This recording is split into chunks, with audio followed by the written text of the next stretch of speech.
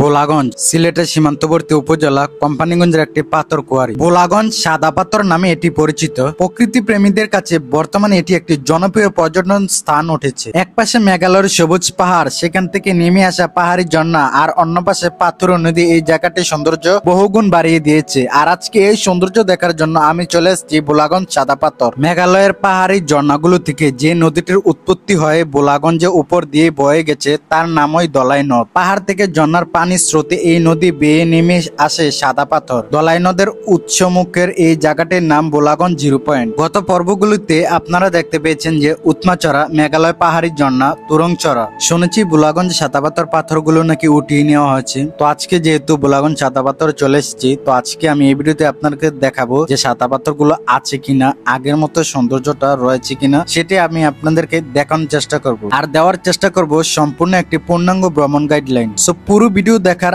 আমন্ত্রণ জানিয়ে শুরু করছি আজকের এই ভিডিও।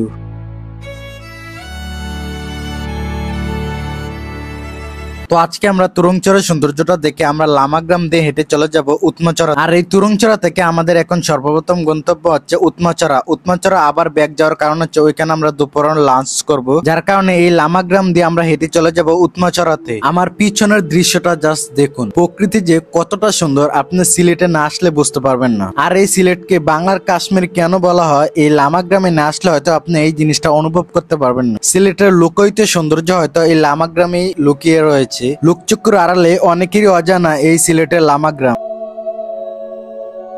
আমরা অনেকেই জানি, আবার অনেকেরই অজানা রয়েছে সিলেটে যে একটি লামাগ্রাম রয়েছে। আর যে লামাগ্রাম থেকে দেখা যায় মেঘালয়ের সবুজ সারি সারি পাহাড়গুলো। আমরা এই লামাগ্রাম থেকে আমরা হেঁটে চলে আসছি এই উৎমাচড়াতে। আপনারা চাইলে বাইক দিয়েও আসতে পারবেন, সেক্ষেত্রে আপনার জনপ্রতি ভাড়া পড়বে 150 টাকা করে। আর আজকে আমরা দুপুর লাঞ্চ করব এই উৎমাচড়াতে। আর এই দুপুর লাঞ্চ করার জন্য আপনি উৎমাচড়াতে পেয়ে যাবেন অসংখ্য দোকানপাট, যেখানে রয়েছে কম দামে ঘরোয়া পরিবেশে খাবারের ব্যবস্থা। তো আজকে আমরা এখানে দুপুর খাবারটা খেয়ে নিব। তো আজকে আমরা দুপুর খাচ্ছি হাঁস দিয়ে এবং শুটকি, ভর্তা, ডাল। এগুলো ছিল ট্রাভেল গ্রুপের মেনুতে। আমরা দুপুর খাবার খেয়ে আবার রওনা হয়েছি আমাদের গন্তব্যের উদ্দেশ্যে। এখন আমাদের গন্তব্য হচ্ছে সাদা পাথর। তো আমরা হাঁটতে হাঁটতে চরার বাজারে চলে আসলাম। এই চরার বাজার থেকে আমরা সিএনজি করে চলে যাব দয়ার বাজার। আর সেই দয়ার বাজারে দাঁড়িয়ে আছে আমাদের ট্রাভেল গ্রুপের বাস। এখান থেকে নিজ খরচে সিএনজি দিয়ে চলে যেতে হবে দয়ার বাজার। সেক্ষেত্রে জনপ্রতি ভাড়া পড়বে 40 টাকা করে। আমরা চলে আসলাম এই দয়ার বাজারে। আর এই দয়ার বাজার থেকে আমাদের বাস এখন ডিরেক্ট চলে যাবে ভোলাগঞ্জ সাদা পাথর।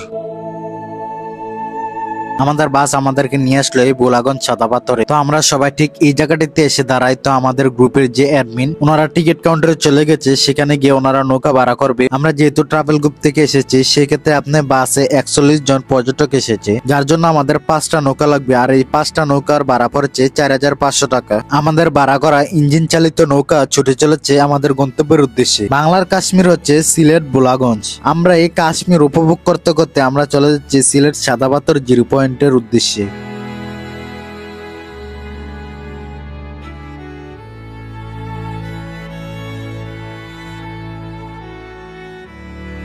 তো নৌকা আমাদেরকে এই জিরো পয়েন্টে নামিয়ে দিয়েছে। তবে আপনারা যখন এখান থেকে চলে যাবেন তো মাঝিওয়ালার নাম্বারটা নিয়ে যাবেন, কারণ আপনারা যখন আবার ফিরে আসবেন তখন মাঝিওয়ালার কল দিলে উনি আবার এই জিরো পয়েন্টে আসবে, তখন আবার আপনাদেরকে নিয়ে যাবে সাদা পাথর ভোলাগঞ্জের ওই পারে। তো আজকে আমরা সাদা পাথর এসে দেখলাম হিউজ পরিমাণের পর্যটকদের জন্য হাঁটাই যাচ্ছিল না যে এত পর্যটক। সাদা পাথর যে আগের সৌন্দর্যটা নেই এটা আর বলার বোধহয় দরকার হবে না, কারণ আপনারা যারা আগে এই সাদা পাথর এসেছেন তারা কিন্তু বুঝতে পারবেন যে সাদা পাথর আগে কেমন ছিল। আমি 2024 সালে এসেছিলাম, কিন্তু আমি ওই 2024 সালে সাদা পাথরটাকে আমি অনেক মিস করি, কারণ তখনকার সাদা পাথরটা ছিল দেখার মতো এবং প্রকৃতি উপভোগ করার মতো। কিন্তু তারা এবছর পাথরগুলো উঠিয়ে নিয়েছে ঠিকই, কিন্তু তারা যে পাথরগুলো দিয়ে গেছে সারিবদ্ধ ভাবে বসায় দিয়ে গেছে, তবে আগের সৌন্দর্যটা এখন নেই। আমি 2024 সালের সাদা পাথরটাকে অনেক মিস করি, কারণ তখনকার সময় আমি যে এনজয়টা করতে পারছিলাম, এখন সেই ফিলটা আমি এখন পাচ্ছি না এই সাদা পাথরে এসে। ভোলাগঞ্জ সিলেটের সীমান্তবর্তী উপজেলা কোম্পানিগঞ্জের একটি পাথর কোয়ারি। ভোলাগঞ্জ সাদা পাথর নামে এটি পরিচিত। প্রকৃতি প্রেমীদের কাছে বর্তমানে এটি একটি জনপ্রিয় পর্যটন স্থান হয়ে উঠেছে। এক পাশে মেঘালয়ের সবুজ পাহাড়, সেখান থেকে নেমে আসা পাহাড়ি ঝর্ণা, আর অন্য পাশে পাথুরি নদী এই জায়গাটির সৌন্দর্য বহুগুণ বাড়িয়ে দিয়েছে। মেঘালয়ের পাহাড়ি ঝর্ণাগুলো থেকে যে নদীটির উৎপত্তি হয়ে ভোলাগঞ্জের উপর বয়ে গেছে তার নাম ধলাই নদ। পাহাড় থেকে ঝর্ণার পানির স্রোতে এই নদী বেয়ে নেমে আসে সাদা পাথর। ধলাই নদের উৎসমুখের এই জায়গাটির নাম ভোলাগঞ্জ জিরো পয়েন্ট।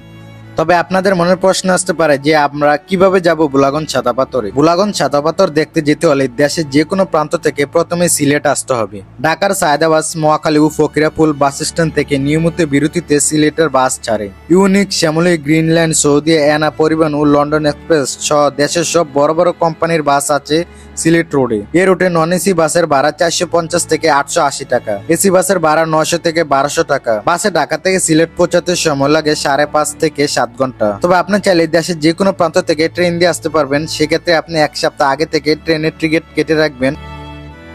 ভোলাগঞ্জ সাদা পাথরের ভিডিওটা আপনাদের কাছে কেমন লেগেছে অবশ্যই কমেন্ট বক্সে জানাবেন, এবং ভোলাগঞ্জ সাদা পাথর ভ্রমণ সংক্রান্ত সবকিছু জানতে কমেন্ট করতে ভুলবেন না। দেখা হবে পরবর্তী ভিডিওতে। আল্লাহ হাফেজ, ভালো থাকবেন।